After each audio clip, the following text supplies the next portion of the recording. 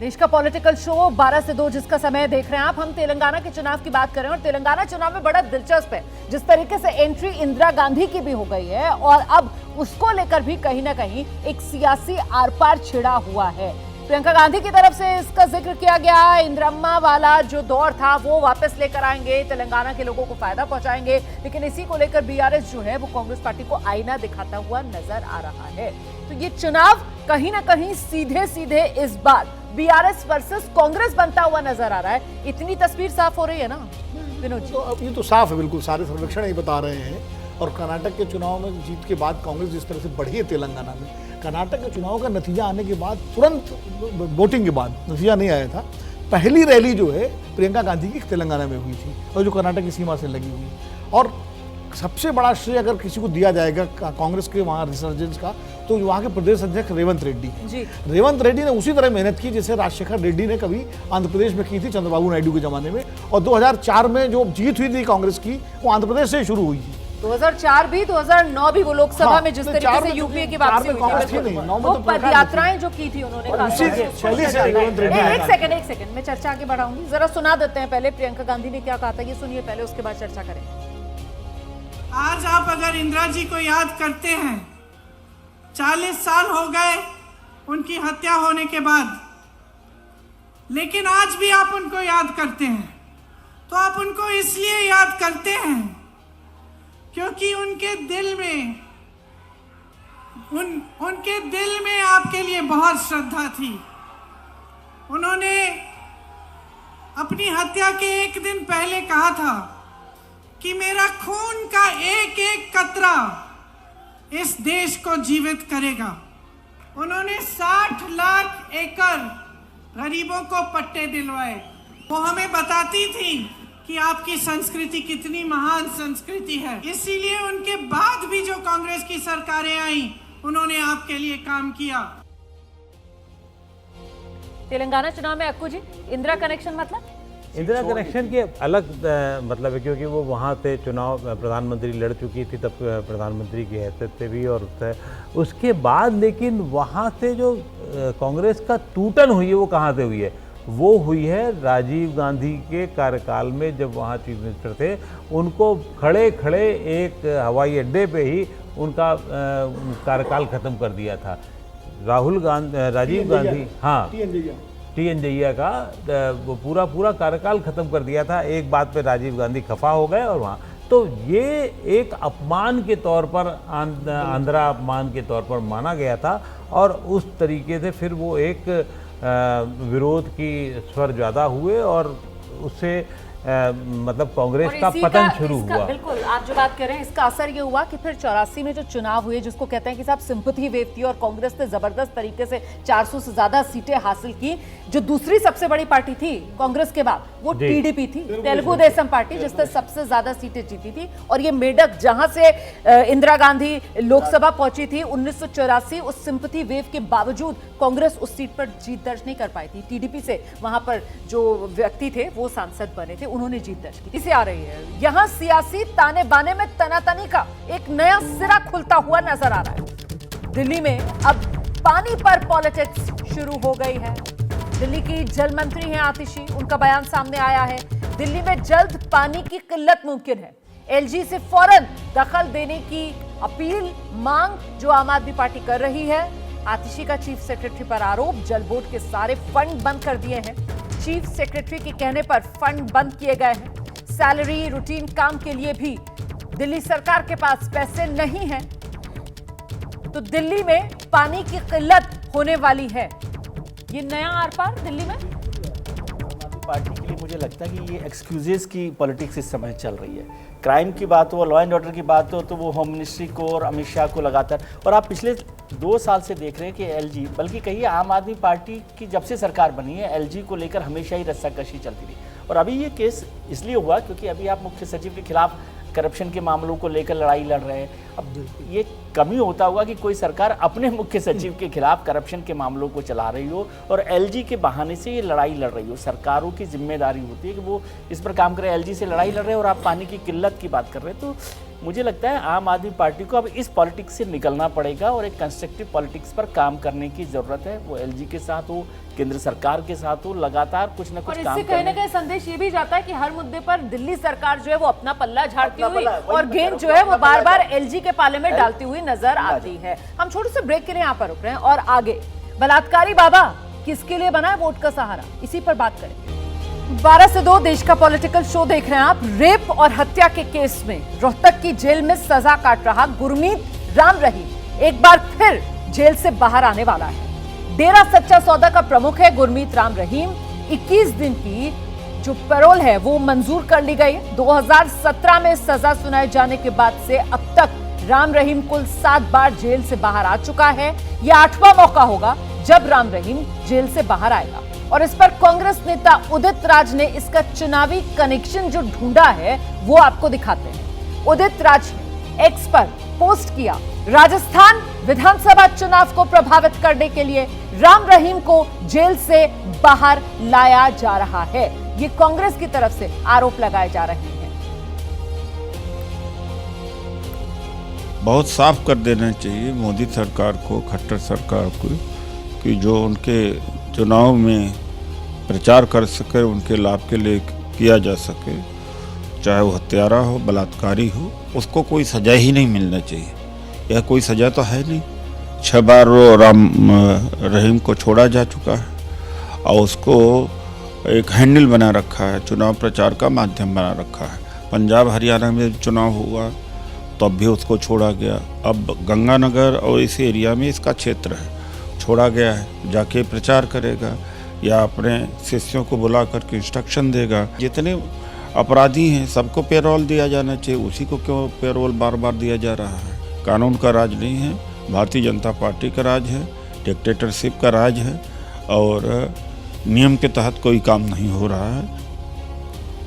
बलात्कारी बाबा वोट का सहारा, और ये सवाल हम इसलिए उठा रहे हैं क्योंकि अब तक जब जब पैरोल पर छोड़ा गया है इस बलात्कारी गुरमीत राम रहीम को, पंजाब में विधानसभा चुनाव होना होता है तो इसको 21 दिन की पैरोल दे दी जाती है। हरियाणा नगर निगम चुनाव से पहले 30 दिन की पैरोल दे दी जाती है। यहां तक कि हरियाणा में जब आदमपुर निर्वाचन क्षेत्र में विधानसभा चुनाव हो रहा था, हिमाचल प्रदेश में विधानसभा चुनाव हो रहा था, तब 40 दिन की इसको जेल से छुट्टी मिल गई। और अब राजस्थान में विधानसभा चुनाव और एक बार फिर बलात्कारी बाबा जेल से बाहर आ रहा है छुट्टी मनाने के लिए। विजय जी, चुनावी कनेक्शन तो दिखाई दे रहा है, जो आपने सारे फैक्ट्स कहे हैं, लेकिन मैं कह रहा हूं कि चुनाव कनेक्शन नहीं भी हो तो भी ये सवाल खड़ा किया जाना चाहिए कि एक जो बलात्कारी है और हत्या के मामले हैं उसमें जो आरोपी है उसे इतनी जल्दी किन कारणों से, किस वजह से छूट दी जा रही है, क्यों जेल से छूट मिल रही है, ये एक बड़ा सवाल है। और जितनी बार हुआ है उसके आसपास राजस्थान, हरियाणा, पंजाब, हिमाचल में चुनाव रहे हैं। अब भी चुनाव होने वाले हैं, 25 तारीख को चुनाव हो रहे हैं, उससे पहले दिया जा रहा है। तो वहाँ अपने शिष्यों को या जो भी है, जो उदित राज कह रहे हैं, मैं उनके आरोपों से नहीं जुड़ रहा, लेकिन ये सवाल होना चाहिए। अब सवाल ये है कि क्या आप जुडिशरी पे सवाल खड़ा करना चाहते हैं, क्या एडमिनिस्ट्रेशन, जेल के एडमिनिस्ट्रेशन पर सवाल खड़ा होगा, लेकिन ये महत्वपूर्ण है कि ऐसे छूट देने से बचना चाहिए। और ये कम से कम बहुत गंभीर मसला, मैं आप राजनीति बिल्कुल से सही बात कह रहे हैं। देखिए, इसको अगर आप नेताओं से सवाल पूछें तो वो बड़ी आसानी से अपना पल्ला झाड़ लेते हैं। वो कह देते हैं कि साहब ये तो जुडिशियल मसला है, ये तो हर किसी का अधिकार है, वो अदालत में जाते हैं, वहां से मिल जाती है, इससे हमारा क्या लेना देना। लेकिन अक्कू जी, कोई आम व्यक्ति जो इस तरीके के अपराधों में दोषी करार दिया गया और जेल में है इतनी जल्दी इतने दिन के लिए बिना किसी इमरजेंसी के, हमने आपने तो देखा नहीं है सर पैरोल मिलते हुए, लेकिन यहाँ चुनाव आता है और इसको बाहर छोड़ दिया जाता है। अगर वो रेपिस्ट नहीं भी है, वो अपराधी सामान्य हत्या का है या बाकी, और उसको भी नहीं इस तरीके से पैरोल मिलती है। और हजारों लोग ऐसे होंगे, एप्लीकेशन इलाहाबाद हाई कोर्ट में पड़ी होंगी, हरियाणा हाई कोर्ट में पड़ी होंगी, चंडीगढ़ के हाई कोर्ट में, पंजाब में हाई कोर्ट में पड़ी होगी, कोई नहीं पूछने वाला होता है। ये सिर्फ और सिर्फ राजनेताओं और जो कोर्ट का नेक्सस, मैं जानबूझ के व्यक्तिगत हैसियत से शब्द इस्तेमाल कर रहा हूँ, उस नेक्सस की वजह से इस तरीके के लोगों को पेरोल मिलता है, ये बाहर आते हैं और फिर ये अपने प्रभाव का इस्तेमाल करते हैं। राम रहीम से ज़्यादा घृणास्पद व्यक्ति कौन होगा ये समझना अपने आप में मुश्किल काम है। लेकिन फिर भी इनकी पूजा होती है, इनकी ये जब आएगा तो ऐसे लगेगा हजारों गाड़ियों के काफिले, हजारों तो नहीं लेकिन हाँ दर्जनों गाड़ियों के काफिले इसके साथ चलेंगे और गाड़ियों के काफिले इसके साथ चलेंगे। हमारे रिपोर्टर्स मौके पर होते हैं और वो ये बताते हैं कि जहां से इसकी गाड़ी का काफिला गुजर जाता है, मतलब जब ये दोषी सिद्ध हो गया है देश की अदालत में, तब भी लोग जो है वो गाड़ी जहां से गुजर जाती है वहां पर वो जमीन पर माथा टेकते हैं, सजदा करते हैं, जैसे पता नहीं कोई कितना बड़ा संत महात्मा है। विनोद जी, ये तो खैर इस देश की एक तासीर है कि यहाँ अगर आप साधु वेश में हो जाएं तो आप पूज्य हो जाते हैं चाहें, और फिर जो भक्त होते हैं, जो अनुयायी होते हैं, वो ये देखते नहीं कि कानून में क्या। आसाराम बापू का भी देखो। हाँ, आसाराम बापू का भी। लेकिन मुझे लगता है जो पैरोल की जो व्यवस्था है ये इमरजेंसी के लिए है, किसी बहुत ज़्यादा किसी आपात स्थिति हो तब उसमें ये छूट दी जाती है। मान लीजिए किसी की मौत हो गई किसी के यहाँ, किसी की पत्नी या बेटा या कोई बहुत ज़्यादा गंभीर रूप से बीमार हो, तब उसके देखने के लिए सीमित समय के लिए मिलता है। जैसे मनीष सिसोदिया को छूट दी गई, छूट वही 6 घंटे 7 घंटे की, मतलब तो। और ये इतनी बार 184 दिन तक वो जेल में, तो फिर सजा का मतलब क्या रहा? अगर महीने भर के लिए, 20-20 दिन के लिए आप पैरोल दे देंगे और लगातार इस तरह देंगे तो इसका कोई मतलब नहीं हो। मुझे लगता है इसमें शायद प्रक्रिया में शायद जेल से भी सिफारिश होती है, जेल से सिफारिश होती तो है। जेल की सिफारिश के बाद अदालत इसमें देती है कि वो जेल से सिफारिश होती है, स्टेट गवर्नमेंट के अंडर में है। तो सिफारिश ये होती है कि साहब हाँ इनके लिए बहुत जरूरी है, स्वास्थ्य ठीक नहीं है, ऐसा इनकी आपात स्थिति है, इनको अनुशंसा की जाती है। तो अनुशंसा के स्तर पर ही सारा मामला फेल हो जाता है। पूरा नेक्सस काम करता है कि कोई भी मान लीजिए कहेगी भारतीय जनता पार्टी की सरकार और वो कर रही है, लेकिन जो दूसरी पार्टीज हैं वो उनके पॉलिटिकल पावर से इतना वो भी नहीं बोलेंगे, के खिलाफ खड़ी नहीं हो रही कि कोर्ट में जा सकते हैं ना। नहीं, यहाँ तो सब एक जैसे है ना। तो उन्हीं तरह अब ये का राम अपराध है, रहीम अगर बाहर आएंगे तो फिर इनके सामने माथा टेकने वालों में वहाँ फर्क ही नहीं रहता है, कौन सब बीजेपी पार्टी का के, कौन सब कांग्रेस पार्टी के का। लोग। वहाँ तो हर पार्टी का नेता जो है वो नतमस्तक होता हुआ नजर आता है। पुराने वीडियो उठा के देख लीजिए, बिल्कुल, सब सारे बिल्कुल, नेता और क्या? हरियाणा में डेरा के सामने सब नतमस्तक। हरियाणा पंजाब दोनों। उसका कारण ये है कि सबको राजनीतिक लाभ चाहिए, इसलिए चाहे जेल में ही बंद हो, गंभीर अपराध में बंद हो, कोई भी राजनीतिक दल उसके खिलाफ नहीं बोलता, पर बहुत बड़ा असर और है। इसी वजह से वो उसका राजनीतिक फायदा उठाते हैं। सबसे महत्वपूर्ण ये है, प्रश्न इसलिए उठाया जाता है और लाजमी है क्योंकि मौका क्या है, किस मौके पे वो बाहर आते हैं। राम रहीम को देख लीजिए, रामपाल को देख लीजिए, आज भी आशा राम जी के समर्थक जंतर मंतर पे बैठे हुए रोज दीपक जलाते हैं। क्या आशा राम जी निर्दोष है? नहीं। तो ये संतों के पक्ष में जो एक बड़ी लॉबी काम कर रही है, या तो उनके वो हैं और उनको प्रभोग करने वाला जो वर्ग है उसका ही फायदा ऐसे अपराधी प्रवृत्ति के संतों को मिल रहा है। नहीं, बिल्कुल सही बात आप कह रहे हैं। इसीलिए तो मैंने गिनाया कि पंजाब का चुनाव हो, हिमाचल का चुनाव हो, हरियाणा में नगर निगम चुनाव हो, और ये जो बाबा राम रहीम है इसको बाहर छूट दे दी जाती है। सवाल ये कि राजस्थान चुनाव है, और राजस्थान चुनाव में ये डेरा, इसका प्रभाव किन किन इलाकों में खासतौर से? पूरा जो गंगा सिरसा से जो जुड़ा हुआ इलाका है, डेरा का जो इलाका है, गंगानगर का, हनुमानगढ़ का, मतलब राजस्थान का वो इलाका जो हरियाणा से लगा हुआ है, पंजाब से जुड़ा हुआ है, उत्तरी राजस्थान वाला राजस्थान का इलाका, और वो दलित सिख है। हाँ। और राम रहीम का असर दलित सिख वोटर में ज्यादा है, दलित वोटर में ज्यादा है, तो इसलिए उसका फायदा वहां पर लिया जा सकता है इनडायरेक्ट। मैं ये नहीं कह रहा कि सीधा कोई उससे फायदा हो रहा है, लेकिन एक और उदाहरण बताऊं कि मैं अभी गुजरात चुनाव में था पिछले दिनों, जो 2022 के चुनाव हुए, तो वहां पर आशा राम के लिए बड़े बड़े जुलूस वहां पर शहरों में निकल रहे थे, आसाराम को लेकर, उनके समर्थन में, और उनके समर्थन में हजारों हजार लोग गुजरात के अलग अलग शहरों में वो यात्रा निकाल रहे थे। तो ये पूरे देश भर की पॉलिटिक्स में ये घालमेल है साधु संतों के नाम पर और राजनीति को मिलाकर, धर्म को लेकर, क्योंकि राजनीति इनको संरक्षण देती है और राजनीति को ये फायदा देता है। तो दोनों के बीच में जो आपसी गोलबंदी है, उस गोलबंदी में मतदान प्रभावित होता है, और उसी मतदान को प्रभावित करने के लिए इनको बाहर लाया जाता है। और नेताओं के लिए तो ये है ना, कुछ ही की हींग लगे ना फिटकरी, नेताओं को क्या बुरा लग रहा है, उनको वोट मिल रहा है, रंग चौका आ रहा है। लेकिन सबसे बड़ी दुविधा, दिक्कत जो है वो उस मतदाता की या उस आम आदमी की या गरीब आदमी की है, जो इन्हीं का मतदाता का पैसा नोच करके ये नेता सब बनते हैं, और ये जितने धार्मिक, तथाकथित धार्मिक बन जा रहे हैं, चाहे वो राम रहीम हो, उन्हीं चाहे मतदाताओं रामपाल के हो। पैसे से तो ये बाबा भी तो पूरा अपना शौक पूरा करते हैं। आप ये भी देखिए, वही संत जिनको, वही संत देखिए कि मनीष सिसोदिया जो डिप्टी चीफ मिनिस्टर रहे, अभी आरोप भी सिद्ध नहीं हुआ है, अपराध भी सिद्ध नहीं हुआ, उनको मात्र 6 घंटे के लिए अदालत लागू करती है अपनी बीमार पत्नी से मिलने के लिए, वो भी बड़ी मतलब जद्दोजहद के बाद। और राम रहीम को कितनी बार मिल गई? तो ये क्या व्यवस्था है न्याय, मतलब कम से कम इस पर तो एक सवाल उठना लाजमी है। बिल्कुल, लेकिन सवाल उठाए कौन?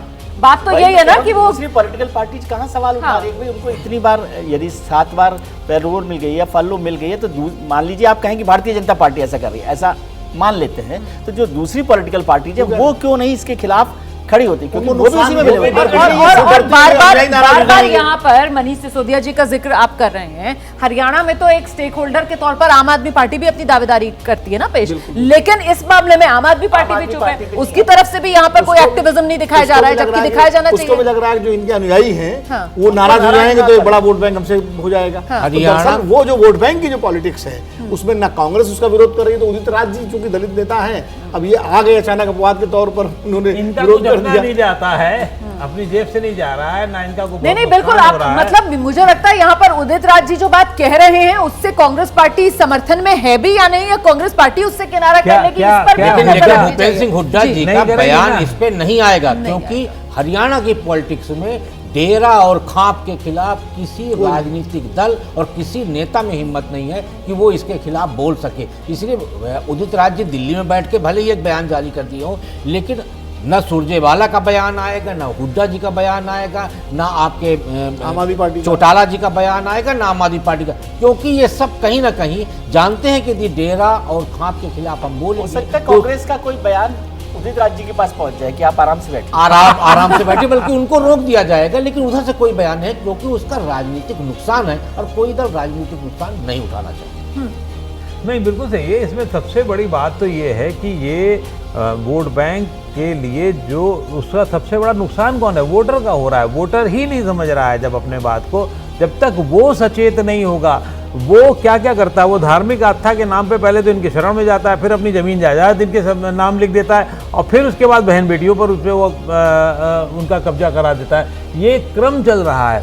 तब भी ये नेता, ये वोटर, ये बीच के लोग नहीं समझ रहे हैं, और लेकिन जब मेरा तक वो सवाल नहीं अब ये है समझेंगे। विजय जी कि जब यहाँ पर ये बाहर निकला है रेपिस्ट गुरमीत राम रहीम, अब ये बाहर निकला है और हर नेता इसके सामने नतमस्तक है, तो इसके बाहर आने का फायदा किस पॉलिटिकल पार्टी को मिलेगा और क्यों मिलेगा? क्या किसी स्पेसिफिक एक पार्टी को मिलेगा? हर पॉलिटिकल पार्टी को मिलेगा। उसका जो एक तरफ तो ये होता है जिसको सपोर्ट कर रहे हैं वो, और दूसरी तरफ ऐसे अनुयायी जो उस दूसरी पार्टी के वोटर है वो नाराज ना हो, इसलिए वो चाहते हैं कि कम से कम हमारा वोट भी हमारे साथ बना रहे। उसका नुकसान तो नहीं कोई होगा। साइलेंट मैसेजिंग, कोई साइलेंट मैसेजिंग की जाती है। साइलेंट Silent मैसेजिंग ही messaging, है, हाँ। क्योंकि उसमें क्या होगा कि ये कहा ही जाएगा कि इस सरकार है यहाँ पर, इसकी वजह से ये निकले हैं, तो बाबा की कृपा इन पर होनी चाहिए। अब बाबा की कृपा कितनी बरसती है, नीली चटनी खा के बरसती है, लाल चटनी खा के बरसती है, दूसरा मामला है, लेकिन बाबा की कृपा इनडायरेक्टली उस पर्टिकुलर पार्टी पर उसका एक और होगी। चलिए हम छोटे से ब्रेक के लिए यहाँ पर रुक जाते हैं। ब्रेक के बाद जब लौटेंगे तो राजस्थान के रण में क्या कह रहे हैं जेपी नड्डा वो सुनाएंगे आपको। देश का पॉलिटिकल शो देख रहे हैं आप। राजस्थान के चुनावी रण में बीजेपी अध्यक्ष जेपी नड्डा कैंपेन में डटे हुए हैं। इस वक्त राजस्थान के सीकर में रैली कर रहे हैं। सीधे आपको लेकर चलते हैं। पूछना चाहता हूं, कभी तुमने गरीब का भला किया था? कहीं भी भला किया था? आज मोदी जी के राज में 13.5 करोड़ लोग गरीबी की रेखा से उभर गए हैं। ये हमको समझना चाहिए कि कैसे गरीबों के लिए लड़ा जाता है। 1% लोग अति गरीबी से नीचे आ गए हैं, ये भी हमको ध्यान रखना चाहिए। अब गहलोत का घोटाला बताऊं आपको एक और।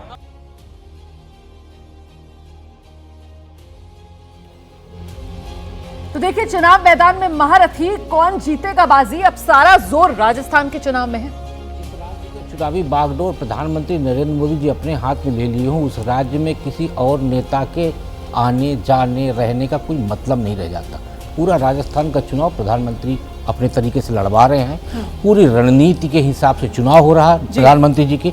तो ऐसी स्थितियों में भारतीय जनता पार्टी के नेताओं का जाना ठीक है, पार्टी है, चुनाव हो रहा तो जाना चाहिए, लेकिन मुझे नहीं लगता कि अन्य नेताओं के पहुंचने से कोई बहुत बड़ा प्रभाव। लेकिन इसका एक फर्क ये पड़ेगा कि साहब केंद्रीय नेतृत्व अगर इस तरीके से एक्शन में नजर आता है राज्य के अंदर, तो राज्य में जो अलग अलग बटे हुए खेमे थे उनको स्ट्रॉन्ग मैसेजिंग है कि आपको यूनाइट होकर ही ये चुनाव लड़ना है। बिल्कुल मैसेज है। और वो नड्डा जी राष्ट्रीय अध्यक्ष हैं। शेखावाटी सीकर का जो इलाका, शेखावाटी का इलाका, वो भी भारतीय जनता पार्टी को वापस कब्जे में लेना है, तो उस दृष्टि से भी एक महत्वपूर्ण है। और राष्ट्रीय नेतृत्व यदि आप देखेंगे कि यदि राष्ट्रीय अध्यक्ष चुनाव में नहीं है, तो फिर आप ये सवाल खड़ा कर सकते हैं कि क्या है, और वो सबकी अपनी अपनी भूमिका होती है। जी, प्रधानमंत्री की अपनी एक मिनट सर, एक मिनट। नड्डा जी का राजस्थान से एक संबंध है, उनके दोनों बेटों की शादियां राजस्थान में हुई है। हाँ, अच्छा। राजस्थान में हुई है अभी हाल में ही हुई थी जयपुर हाँ में। दोनों बेटों की शादियां राजस्थान में हुई और राजस्थान के साथ उनका संबंध रहा है, काफी जाते रहे हैं।